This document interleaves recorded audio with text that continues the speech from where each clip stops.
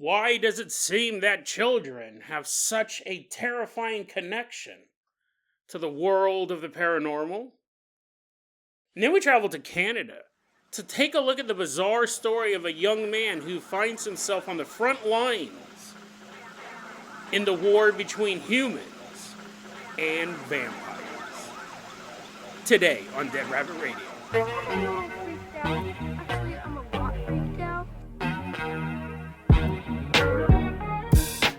Hey everyone, welcome back to another episode of Dead Rabbit Radio. I'm your host, Jason Carpenter. I'm having a great day. I hope you guys are having a great day too. I hope you guys had an awesome weekend. I hope you guys had tons of fun doing whatever you do. We got a lot of stuff to cover today, so first off, running into Dead Rabbit Radio Command, let's give it up for our newest Patreon supporter, Blair Drungel. Let me try that again. I don't think that's a word or a last name. Blair Drungel. Woohoo! She's still shaking her head. She's like, nope, still not it. Woohoo! Yay! Wee! Blair's walking on into Dead Rabbit Radio Command. Blair, you're going to be our captain, our pilot of this episode. If you guys can't support the show financially, I totally understand. I really do. Just help spread the word about Dead Rabbit Radio. That helps out so much. Tell your friends, tell your family, tell everyone you know. Dead Rabbit Radio is your favorite paranormal show. Blair, let's go ahead and get this party started. I'm going to toss you the keys to the Dead Rabbit dirigible. Everyone climb on board this big, beautiful blimp. As Blair readies the controls, Blair, go ahead and take us out of Dead Rabbit Radio Command and fly us all the way down to a little girl's house.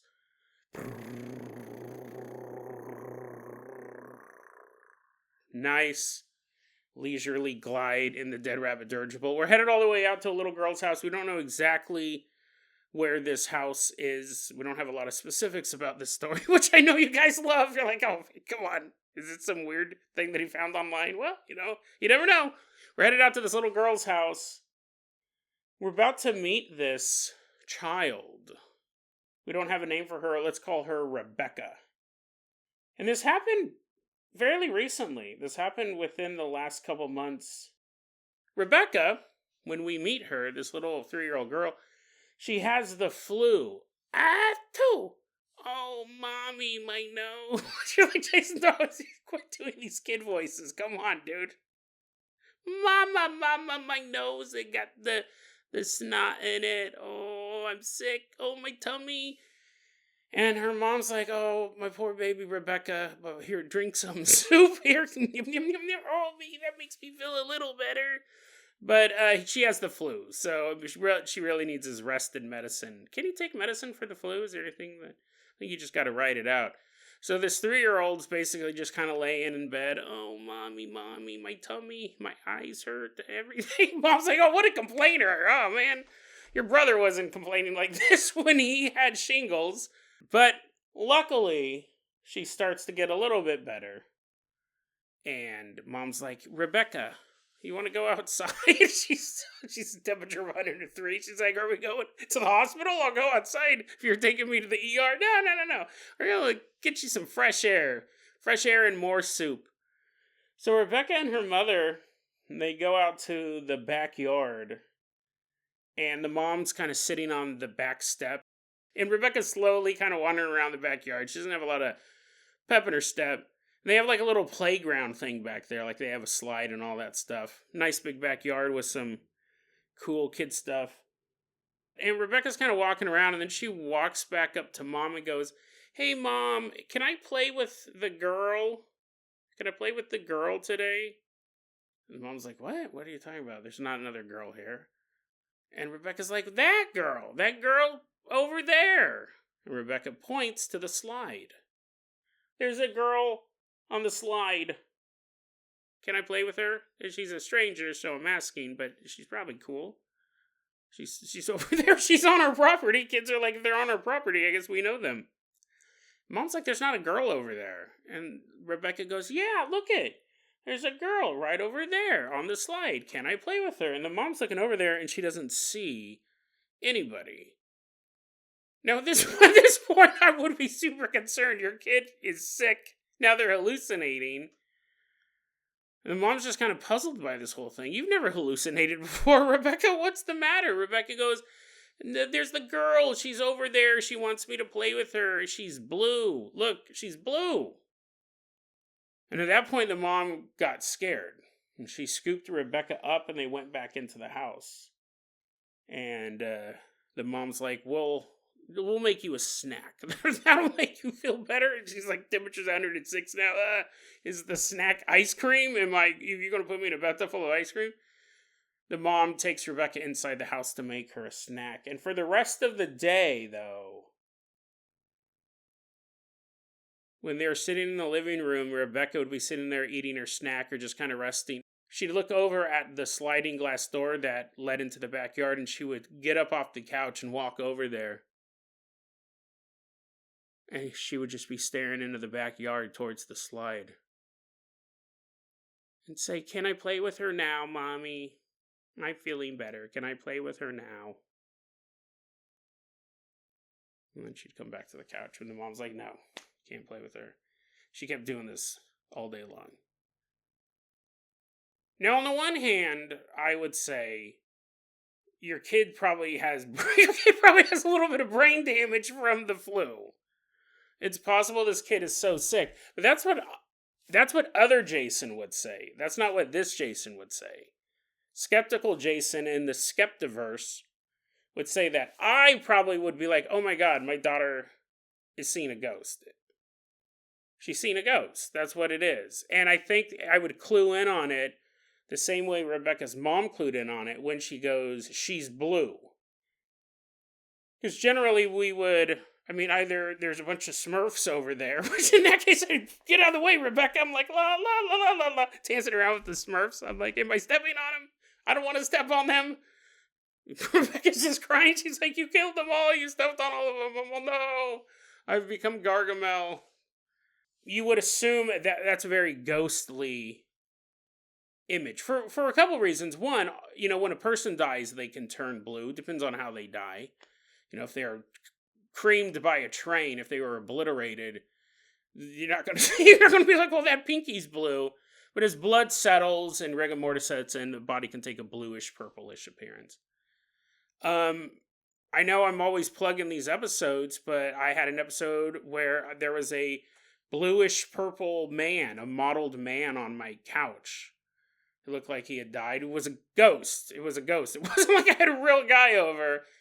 I saw something like that. I'll put that episode in the show notes. And then the other reason why we associate blue with ghosts is that sometimes they just appear as blue, whether or not that's how they died. Another episode I have is I was haunted for quite a while by this blue boy. And while in a sense he did have the appearance of somebody who looked like they had drowned, or the skin was blue, he also gave off this blue energy about him, this blue aura outlined him. So it's not a stretch to go, they're blue, and that might be a ghost. You also might want to take your kids to the hospital, because they might be hallucinating in or out of the Skeptiverse. You might want to have that checked out.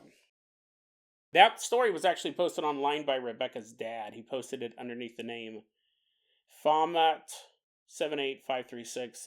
I wanted to tell another story here. It's kind of related, and then I have a theory I'll put forward. We're about to meet this other little girl. We're going to another house. We're going next door. This is a very chaotic neighborhood. We're going next door, and we meet a 2.5-year-old. Let's call her Carol. And in this town, apparently there's this overpass where a lot of people have jumped to their deaths. They've killed themselves by jumping off of this overpass. I don't know how many. She says just a lot of people. And pick your poison. 5, 25, I don't know, 55. A lot. A lot of people. And not all at once. It wasn't just a real busy year. People are on the bridge. They're all, TikTok, buddy, I gotta go. A lot of people have jumped off this overpass over the years. Well, one day, Carol and her mom are driving down the road. And as they're driving by the overpass, Carol says, they're all dead. And the mom, she said, my daughter said it in the most innocent voice. I'll try an innocent voice. They're all dead. She's like, what? Huh?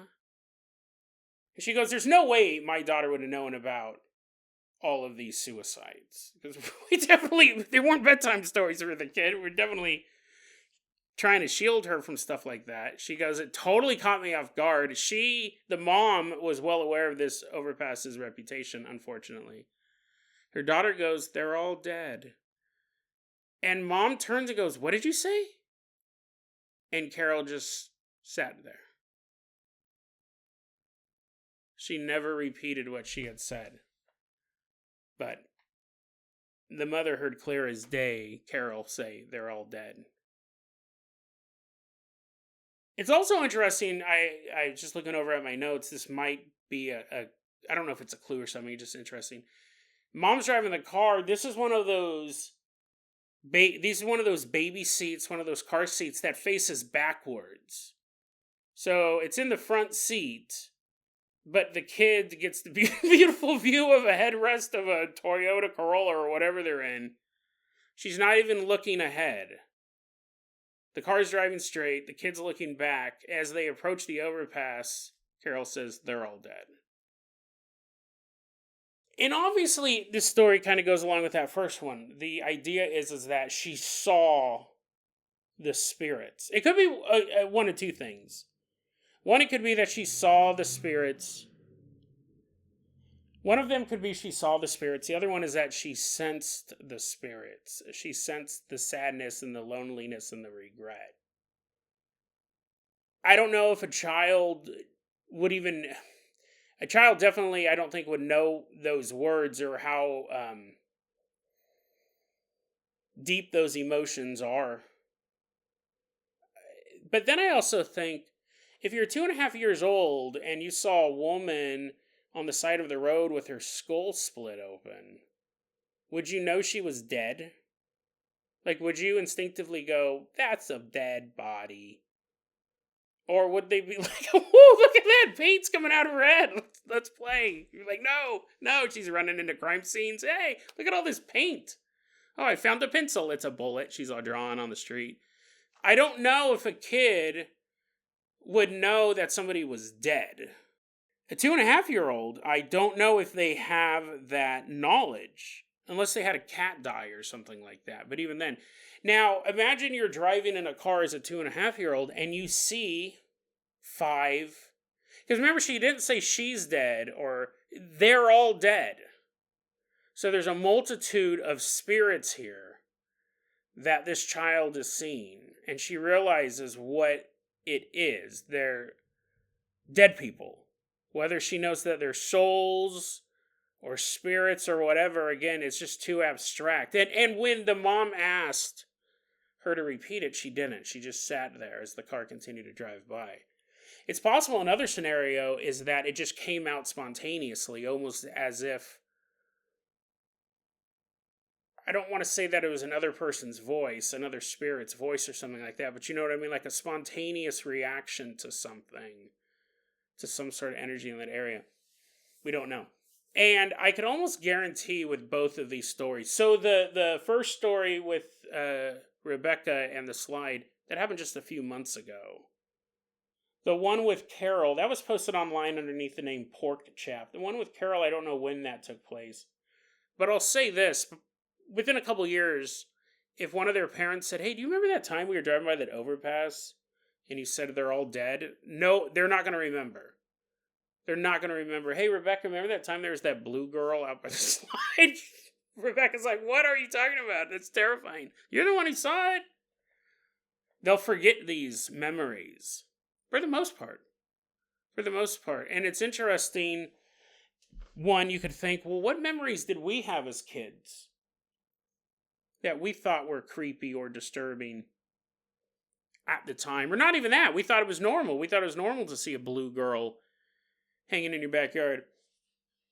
But you never told anybody. We know about these because the parents were part of it. What if you were a little kid and you're sitting in a room and the closet door cracked open and you saw a little face of a little guy sticking his head out of the crack in your closet door and he goes, hello. Do you want to come in here and play? It's lots of fun in here. And you got up and you ran away. You didn't tell anyone. You're just in the living room peeing your pants, crying, and they're like, what's the matter? What's the matter? You never tell anyone. We would just all forget those stories. There does seem to be a natural thing where kids forget these stories, especially if they're super young. We did that story recently. I'll have to find it in the show notes about the young girl who was seeing the black arm come out from underneath the bed. And she had never told anyone about it. And she remembered that particular part. But then years later, her brother said, hey, do you remember that house we used to be in? Did you ever see that horrible black arm? You remember that thing? And then all of a sudden, the young woman started to become flooded with memories that she had suppressed of other times she had seen the arm. So that all this stuff could be repressed memories, stuff we're not remembering. But I also wanted to tell those stories for this. I have a theory. It's more of a statement. I don't know if I could classify it as a theory, but as I was prepping these stories, like literally, I was getting these ready. We're doing the Patreon live episode right now. We're recording the Patreon live episode. I was getting my notes ready, and I go, ooh, I just thought of something. So that's about as much thought as I put into this. But if you think about it, kids, so a 3-year-old is closer to being dead than we are. Because a 3-year-old didn't really exist 3 years ago. Or existed in some sort of spiritual form. So I'm 47. So I haven't been dead for, I'm using the term loosely, right? But I was in a spiritual form pre-baby for 47 years. Rebecca, and all these stories of children, there's tons of stories like this out there of children seeing ghosts and being more capable of sensing these things. She's only been not dead for 3 years. I've been not dead for 47 years, or not part of the spiritual world. And you can kind of liken it to, you grow up in America, and then you move to China. You're 25 when you leave America. So you've spent 25 years in America, you're used to the culture and the customs and the language, the slang, everything. Now you go to China. 3 years into living in China, you're still going to most likely consider yourself an American. I think legally you'd still be an American citizen. You would still remember those cultures and those customs. In China, you would kind of know how things are working 3 years in. But let's now go, you've been in China for 47 years and you haven't been back to the United States since you left. You've been in China for 47 years. What culture, what place would you feel that you are more a part of at that point? Sure, you might still wave an American flag outside your house. You'd still maybe an American citizen. I don't know if there's a time limit.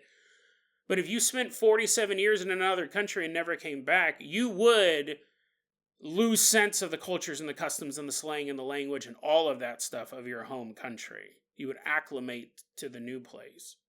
Someone who's only been there for 3 years, they would still consider themselves Americans who just happen to be in China for 3 years.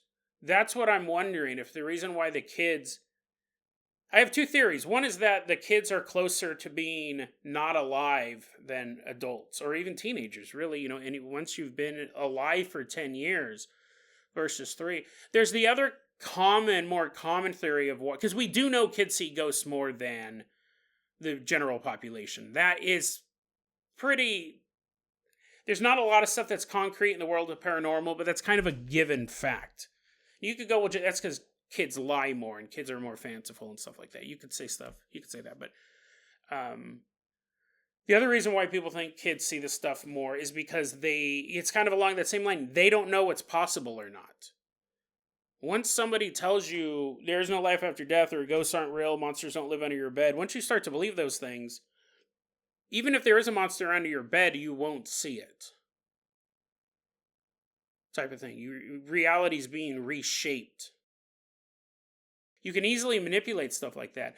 And I think of my favorite paranormal story, we'll put this episode in the show notes, was about the little girl who was walking down the street, and there was a kindly old man who would always talk to her. And she would stand and talk to him, and the mom would be like, what in the world? Oh, this is weird. It's a little girl. Little girls do weird stuff. Kids in general do weird stuff. And she would talk to this old man. I don't think it was every time, but when they were walking to her grandma's house down the street, there would be this old man on the stoop of this house, and, hey, darling, how you doing? And she would talk to this nice old man. Well, then one day, the mother's like, who are you talking to? Like, she actually asked about it, and the girl's like, oh, this old man, this nice old man who's sitting on the stoop. And it turns out that the old man sitting on the stoop was her deceased grandfather. Because the daughter went and talked to the grandma, and they were like, oh, is our daughter seeing a ghost? Seeing the ghost. And so the daughter talks to the mother, and the mother talks to the grandmother and all this stuff.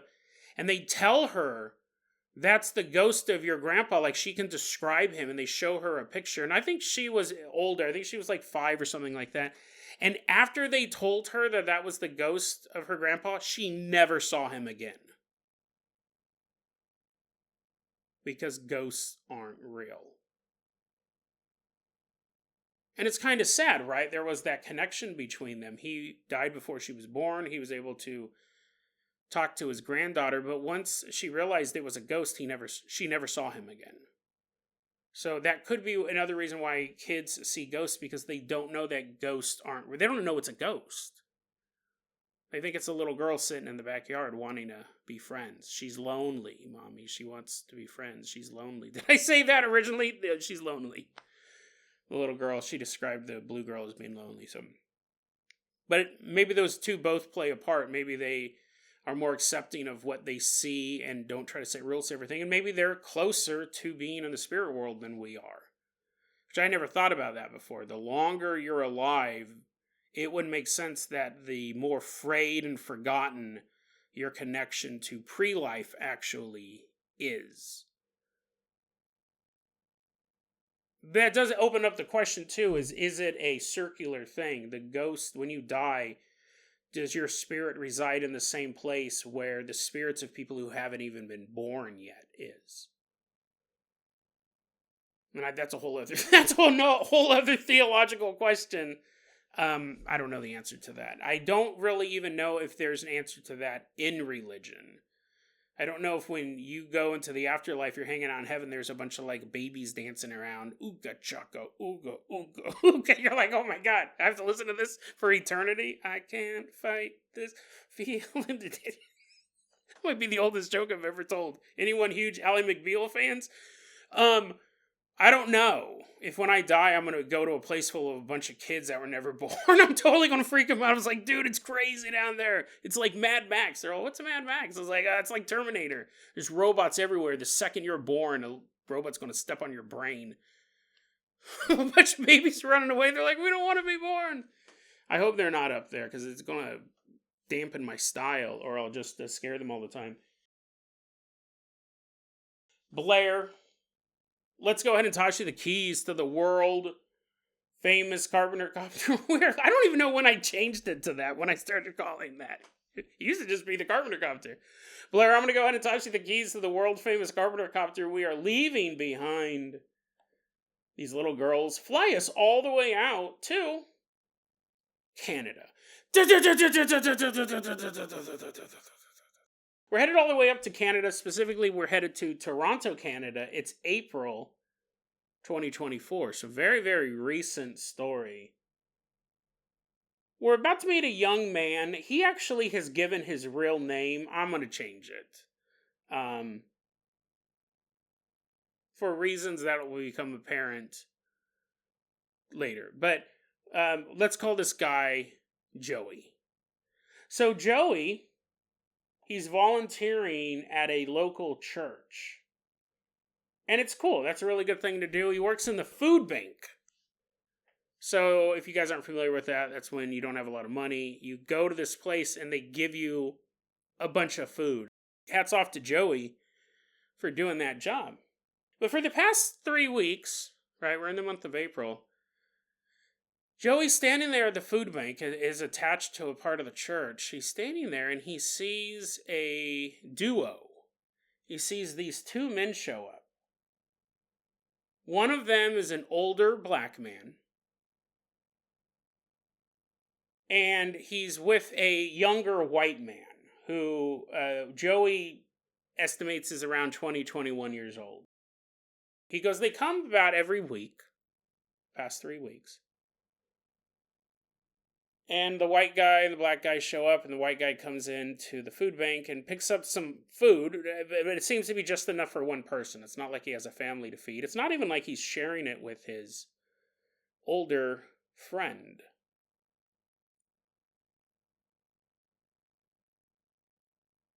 Now I'm going to give these duo names just to make it easier for me to describe so I don't keep saying black guy, white guy. The black man, let's call him Jacob. Joey said that this black guy is the palest black dude he's ever seen in his life. So, I know, I was like, I was trying to picture that. I was like, interesting. Joey, for the record, he's black as well. I don't know any time I've ever described a black guy as being the palest black guy I've ever seen. Joey said that. Joey's black, so he can take the heat for it, but he goes, he's the palest black dude I've ever seen in my life. And he dressed quite odd. He was always wearing all black with a bunch of rings on his fingers. He also had a very stylized cane. And he was walking. Like Jason, you already said in the intro, it had something to do with vampires. Yeah, I don't know why you're building up suspense. The guy's obviously a vampire. He's pale. Has a bunch of rings on his fingers. Yes, Jacob is a vampire, but Joey doesn't know that yet, so let's keep going. Jacob's like, I want to suck your blood. He has a cape covering himself. He's all fine away as a bat. Joey's like, something's not adding up here. Jacob's standing there.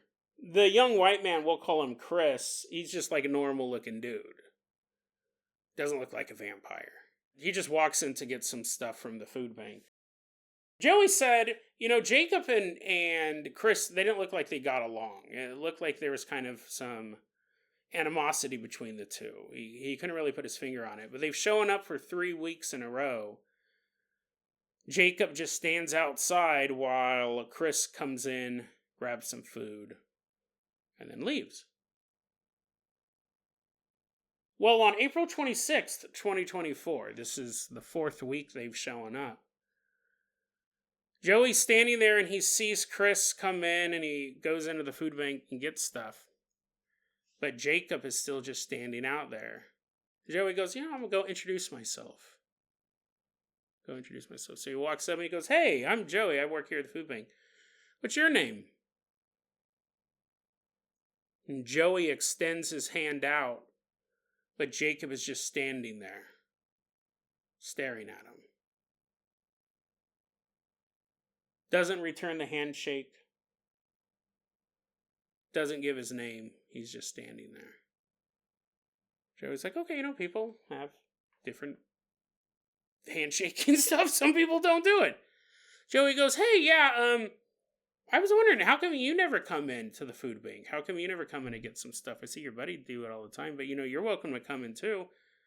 Do you want to come in? Jacob just looks at him and says, I can't. Joey's like, okay, can't shake my hand.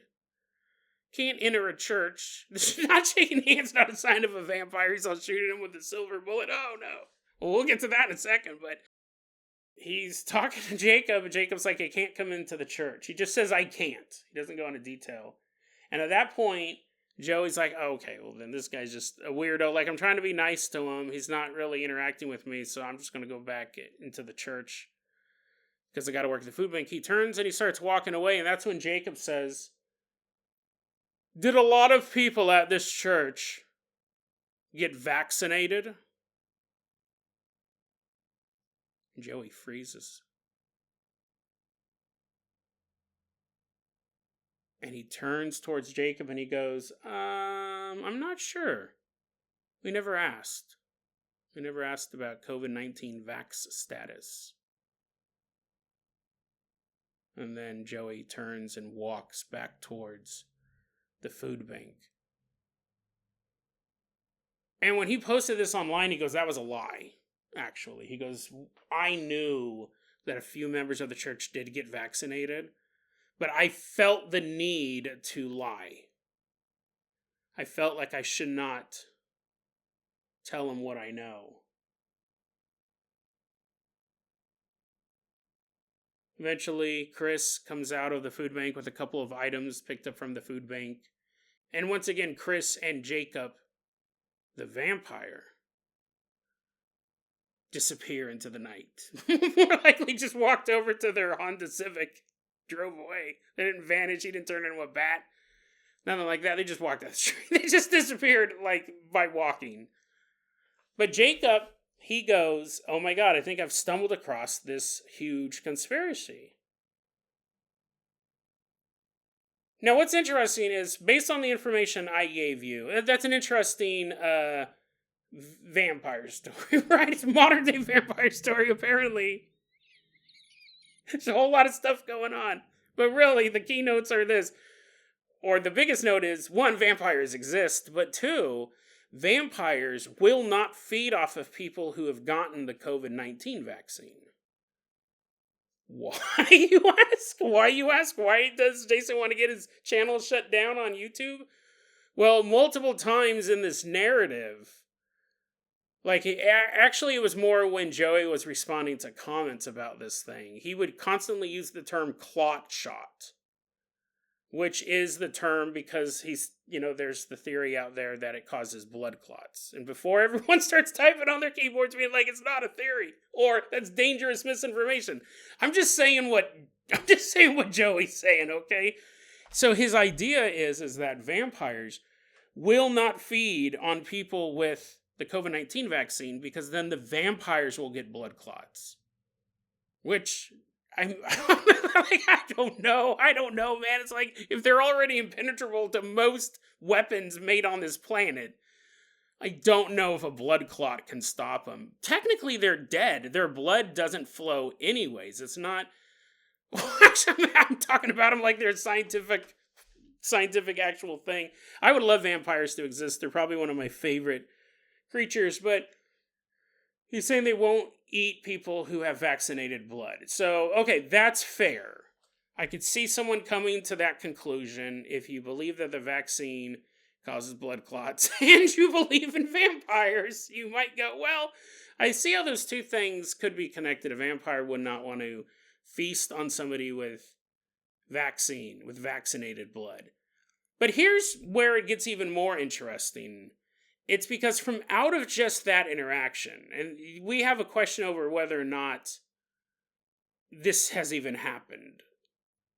We'll put a pin in that because I want to talk about something later, but I don't know if he 100% made it up. I don't know if it actually happened, that there is vampires in Canada who don't want to eat people who have had the vaccine shot. I don't know. But what's interesting, though, is that from that interaction, even if we accept those two things as being true, he then begins to spin this conspiracy theory that Justin Trudeau is giving vampires the addresses and names of people who did not get the vaccine so the vampires can eat the unvaccinated people. And I mean, that's far-fetched. I mean, out of everything in this story, I think that's the most far-fetched.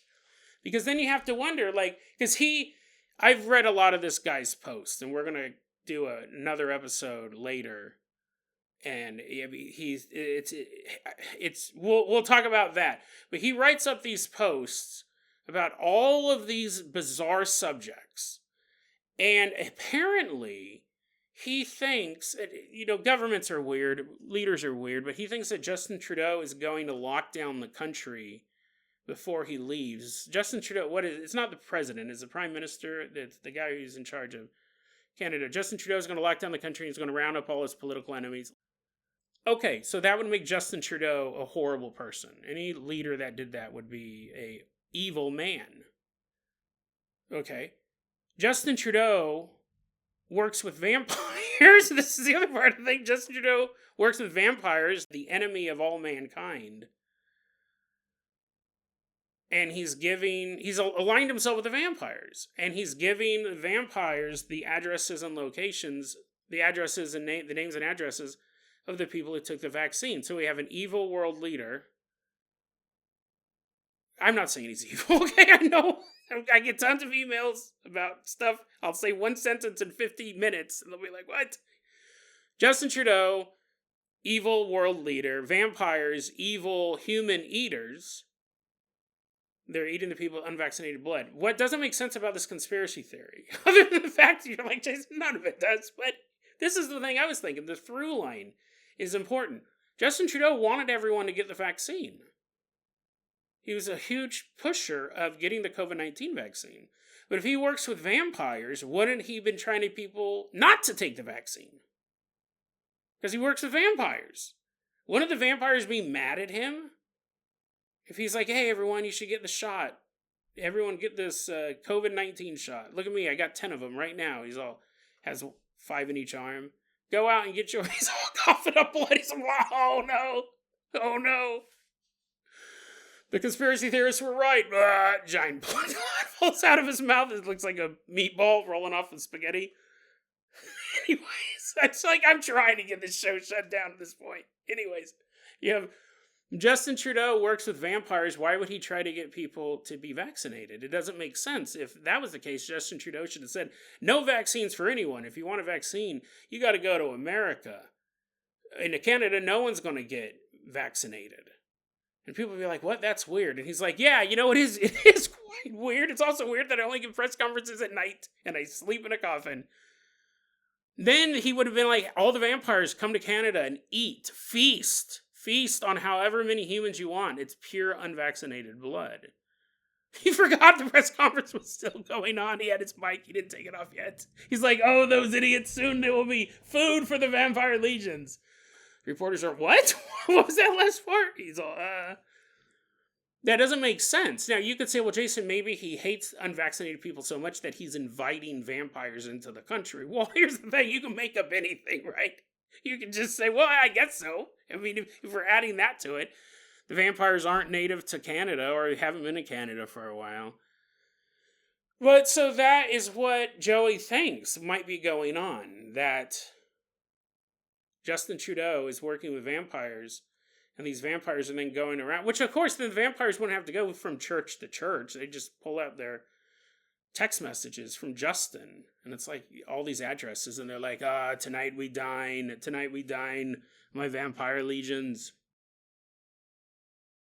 So you go, Jason, it's kind of an interesting, weird conspiracy theory, right? People believe all sorts of weird stuff. True. The thing that makes this concerning is Joey's taken it to the next step. Well, not technically yet, but thought-wise he has. Because now he's thinking, I need to test this. I need to find out if he's actually really a vampire. So he posted that next time he's working, because apparently they come once a weekend, next time he's working, Joey's gonna bring a little mirror with him. And when he sees this pale black man show up, he's going to see if Jacob gives a reflection in the mirror. He's going to hold the mirror up. Here's the thing. Imagine you're the quote-unquote vampire. Imagine you're bizarre, right? You're kind of a weird guy, dressed in all black, all these rings. You look like a vampire, right? To be fair, he basically described what a vampire looks like. But you go to the food bank, and some guy comes up to you, and it's like, hey, man, what's up? How you doing? And the whole time he's trying to hold a mirror up to your face. You would be like, get away from me. Get away from me. What are you doing? You'd have no reason. You wouldn't know why this was happening. You're just walking down the street, or at this point, walking into a food bank or near a food bank, and a guy comes up and holds a mirror up to you. And a handheld mirror is hard to catch a reflection in anyways. Like, you have to have it at just the right angle. Generally, the person you're trying to get the reflection of isn't moving. They're not trying to get away from you. They're like, There's a pretty high chance that even if Joey does do this, he's not going to see his reflection. Because I dare you to walk down the street with a little mirror and try to catch someone's reflection in it. They are going to be extremely put off to say the least. They might actually get a little physical. It'd be hard for anyone to catch the reflection of someone who's not willing to be reflected on, or whatever the term would be.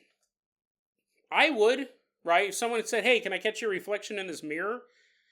I think it would be weird, but I'd stand still for them. But if someone just walks up to you with a mirror and they're like, it would be weird. You're going to avoid it. Which Joey will interpret, because Joey goes, if I can't see his reflection in this mirror, I'll know he's a vampire. And really the thing holding Joey back, he goes, I want to do this, but I'm afraid that if I hold the mirror up to him and he doesn't give a reflection, then the vampire will know that I know he's a vampire and he'll kill me. He'll kill me right on the spot. So I have to hold this mirror up. And if he doesn't have a reflection, I have to run as fast as I can back into the church. So again, you're working at a food bank or you're just picking food up, and then all of a sudden you hear a guy on the parking lot go, ah! Scream, and then you hear footsteps, and all of a sudden a kid runs in. This guy's probably in his late 20s. He runs in and he's sweaty and tired, and you're like, what happened out there? Is everyone okay? And he's like, no, stay in the church. You're safe in here. You'd be like, what are you talking about? And you look out the door and there's just a dude standing in the parking lot, shrugging his shoulders. He's like, I don't know. Maybe the guy is a vampire. I'll be honest. Maybe this is because of my love of vampires. Maybe he is a vampire, right? Maybe this whole story is 100% real. And in that case, I hope Joey isn't killed by the vampires. Here's the thing. I can believe vampires exist and not believe that President or Prime Minister Trudeau is aligning himself with them to give him the unvaccinated. I don't know how that would benefit Trudeau unless he's also a vampire. I don't know.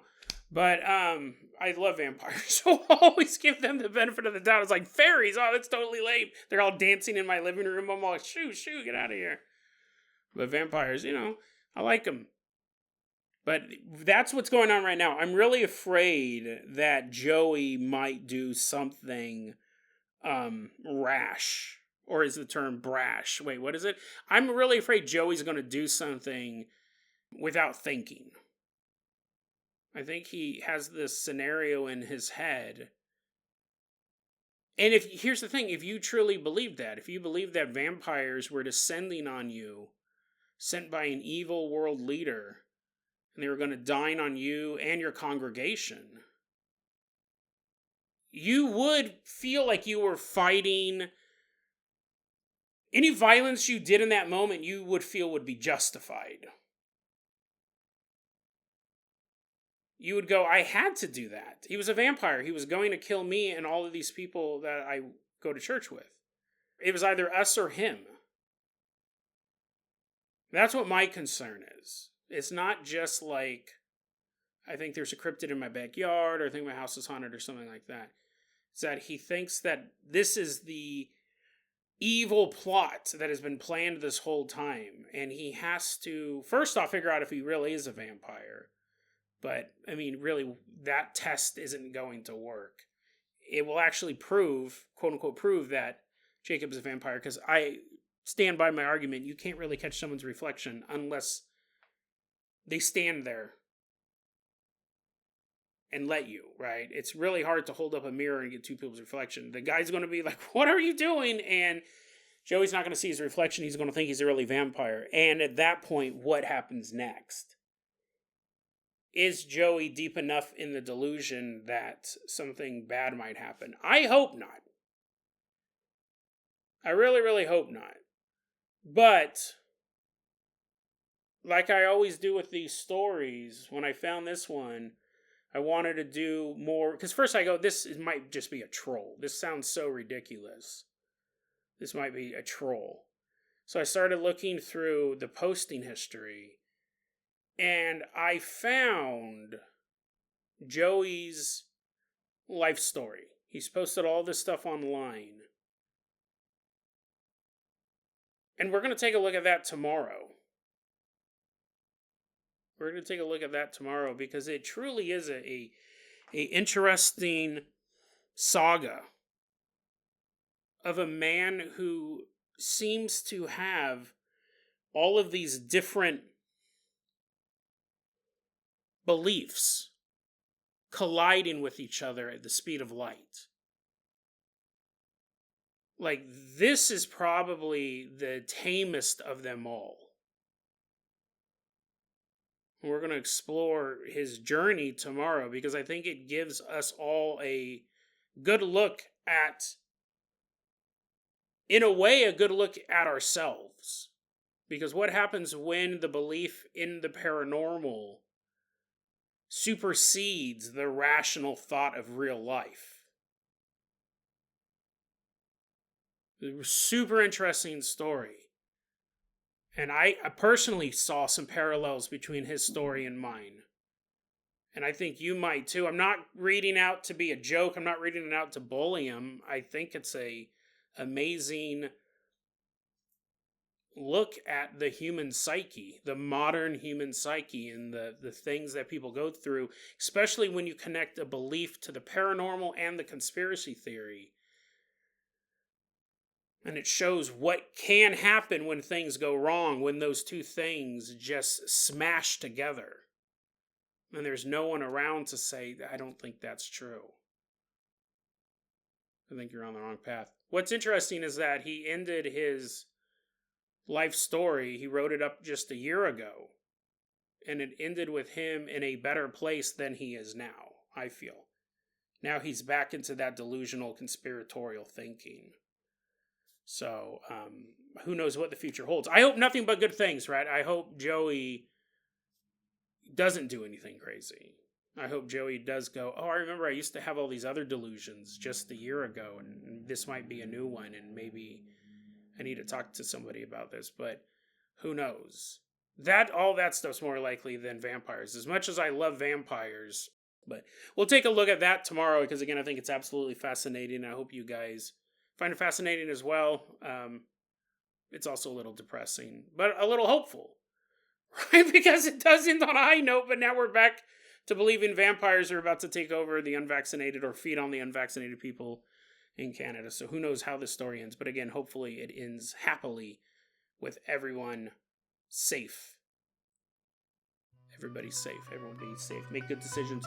DeadRabbitRadio@gmail.com is going to be our email address. You can also hit us up at Facebook.com/DeadRabbitRadio. TikTok is at DeadRabbitRadio. Dead Rabbit Radio is the daily paranormal conspiracy and true crime podcast. You don't have to listen to it every day. I'm glad you listened to it today. Have a great one.